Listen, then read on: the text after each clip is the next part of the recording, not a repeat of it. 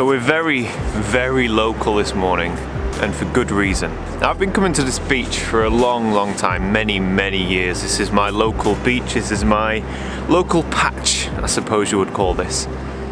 And I've never, ever seen it looking like this.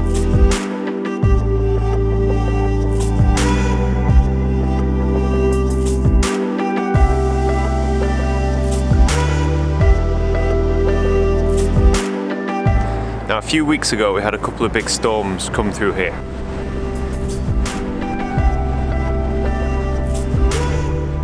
And this beach used to be an open, flat beach with very little on it, very little areas of interest. A few pebbles and a few rocks, but mainly a wide expanse of sand. And then the storm passed through and it's completely changed the landscape. It's altered the terrain and topography of the beach. So because of the storms and the way that it's altered the shape of the beach, it's left behind this expanse of tide pools. And at low tide you get these beautiful, beautiful shapes in the sand filled with perfectly still water. And I've been wanting to shoot this for some time because this is where I come and walk the dog, and every time I come here I'm looking at these tide pools, and I've been waiting for it to be low tide at sunrise so I can come and take advantage of this.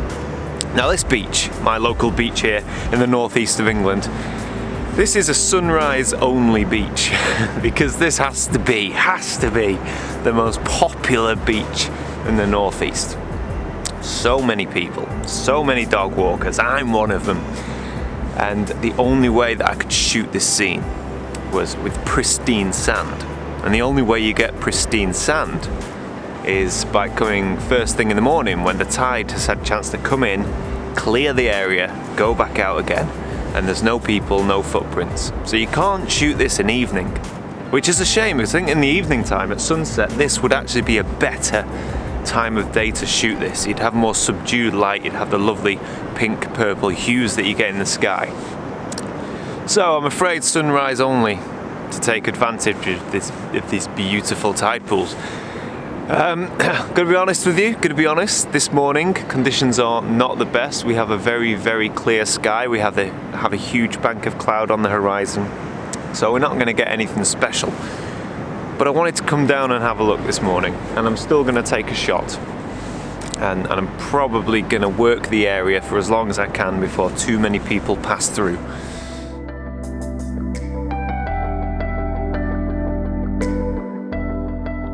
So what I really love about coming to the coast is the simplicity it offers. Not just the simplicity, the diversity and how it changes all the time. I mean, I was on the coast not too long ago and captured a beautifully simple image with actually nothing in it. And that's what I like about coming to the coast. It offers that kind of zen photography, if that makes sense. You know, you can create really subdued, peaceful images. And that's what I'm trying to achieve here with this composition. I have this obvious circular tide pool just here, this one. That's what I have in my foreground. It's bold, it takes up most of the frame. And then beyond this you have these smaller tide pools that kind of snake out towards the ocean, and then you've got the very, you know, subdued sky. There's not a lot going on in the sky. It doesn't offer much for the composition, but you know, the simplicity of the image itself works, so you don't need a lot going on in the sky. You have enough contrast, enough kind of texture in the foreground for the whole thing to work without any kind of epic sunrise, so that's okay. Yeah, there's so many tide pools to explore. You know, this beach right now is probably the best I've ever seen it. It's at its peak. It's shootable at low tide and only at sunrise, as I explained earlier. So anyway, I'm gonna get this shot now before that sun creeps up over the horizon.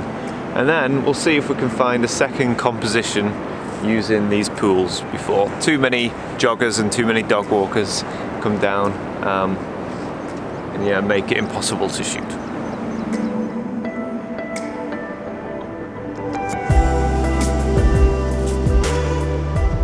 So I'm shooting this at 16mm, so I'm using the lens at its widest point to really emphasize and stretch out the foreground and make the most of this wonderful tide pool. I've got a 2-stop hard edge graduated filter which is just holding back that pre-sunrise sky, that dawn sky. I'm shooting at f10 and I'm focusing to infinity, which has given me enough depth of field and enough sharpness from front to back. And that's it. There's not much to this. It's all about the composition and the elements within the photograph. It's not about the technical stuff at all in this case. So yeah, 2-second timer, and I'm just going to capture this image because it's so peaceful, and it really is. It's absolutely gorgeous.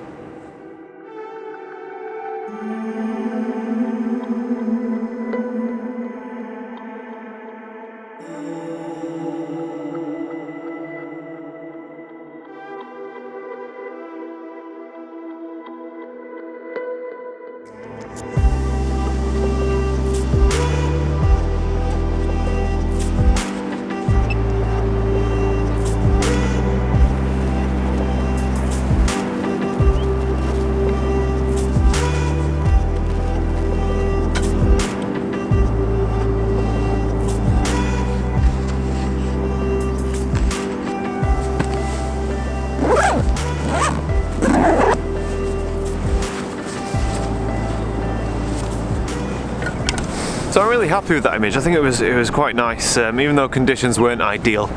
It was still a nice image. I tried to find a second composition to shoot some colour in the sky to the south, but there just wasn't enough time for me to find that composition. And by the time I'd had a look around, the sun came up, the colour had gone, everybody's coming out enjoying their day. So now the beach is it's not crowded, but there are people around, there are footprints and dog paw prints appearing. So that definitely puts this location to bed for the day. But yeah, it was nice. I think because it's quite a short one, I think what we're going to do is we're going to go back to the office, open up the raw file, and yeah, just have a look at the image, and we'll edit it from the raw file to the finished photograph that you've already seen in this video. Back to the office. Okay, no messing about. I don't want this video to be too long, so let's just jump straight into this. I've got the image, the raw file, open here in Lightroom, and I'm just going to go through what I think of the image, and we're going to edit it and see what we can do with it. So straight away I can tell you I don't like the image, which is a shame because when I was on location I really liked it, and I think what's letting down the image here is the sky. Yeah. The sky sort of ruins it, and I don't like the colours. They're too rich and sickly. Let's have a look, even if I warm it up here, it makes the sand look all muddy and not very nice. What I do like about the image is I like the contrast, I like the shapes, the textures and the composition. There's a 4:3 crop applied in camera, which is transferred to the image when imported into Lightroom. It's non-destructive when you do that in camera. This is how I framed it up on location with that crop, so I'm going to keep that crop on the screen here. So the first thing I'm going to do when editing this is enable profile corrections. That just gets rid of some of the warp caused by the 16mm lens, and it also gets rid of the dark vignetted corners, or the vignette. So everything I like about this image tells me I need to convert it to black and white. I like the contrast, I like the shapes, I like the textures. So I'm going to convert this image to black and white. There we go. Still don't like it, but let's see if we can improve it and make it a better image. So it looks dark, with the exception of the sky and it's a very contrasty image, but the darker sand looks too dark. We're losing some of the detail there. So I'm just going to increase my exposure by about half a stop, which has improved the bottom half of the image, but it's kind of blown out those highlights at the top of the image. So I'm going to bring the highlights down and get back some of that detail in the bright areas. There we go. Still quite bright. Let me bring the white. Normally I'd increase the whites, but in this case I'm going to bring them down, all the way down. There we go. That gives me a flatter image, but it feels more calm at the moment, more soothing. And those highlights, they're not smacking you in the face. I just want them subtle, nice and subtle in the background. So the image is lacking contrast because I brought down those highlights and the whites. So let me bring down the blacks as well, which is naturally going to increase contrast. And that looks better. That's an improvement already. Now with black and white images, it's always worth playing with the color sliders here that you get in Lightroom. These can massively change how your image looks. So my image was very blue because of that blue sky. If you look at the color version of my image, look how blue this is. So you can actually adjust the look of your black and white image by adjusting your sliders. Now here, I'm going to adjust the blue slider and see if this makes any difference to the overall feel of the image, because at the moment it looks a bit too dark, a bit too gritty, and a bit too contrasty. I'm gonna bring up the blue and just see what difference. Yeah, that's lifted the image. It feels to me like it's brought out a bit more detail in the sand. It has made the image a little bit flat. So let me drop in a bit of contrast. There we go. So there's a battle going on here. There's a battle going on between the bottom half of the image down here, where it's dark, and obviously the top half of the image where it's really bright. But it is a raw file, all the information's there. I just need to use the right tools to bring it out. So I'm going to apply a graduated filter here. Obviously my 2-stop on location wasn't enough. So let me just, okay, so by applying this graduated filter, I can see that my horizon is not level. It's actually really quite difficult to tell in this image, because sometimes you get false horizons. So you can see the beach isn't completely square with the level of the water, but then we have this cloud line here, which is really throwing me off. So let me just, before we go any further, I need to straighten my horizon. All right, there we go. That is a straight horizon. So what was I doing? I'm applying a graduated filter with my highlights all the way down to -90, and I'm gonna drop this here.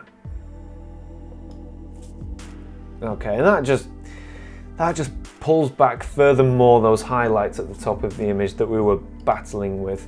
So this is what happens with landscape photography. When you get conditions that are not optimal, like, you know, these blue skies, I tend to do more editing. And that's why I love going out and finding those perfect conditions and that beautiful light and subject, because you don't have to do any editing. Nature's doing all the work for you.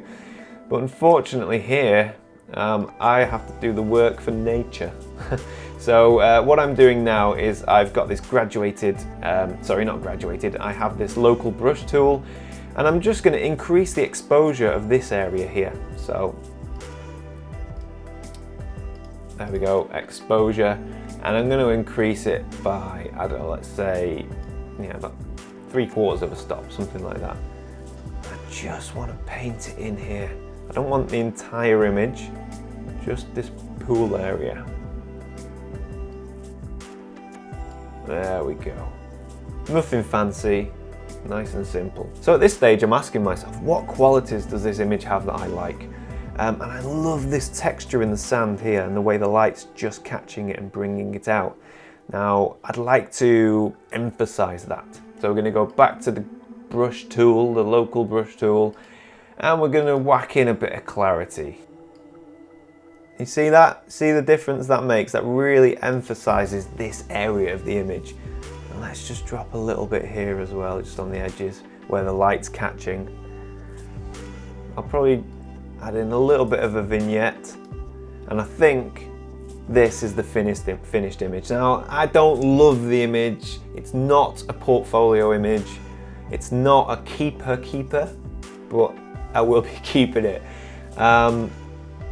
You know, it's nice. For me, this is the image, the bottom half of the image. That's where the action is. I was let down by the sky, but maybe I'll go back on a better morning and see if I can reshoot it. Although probably not, because these pools are changing on a daily basis.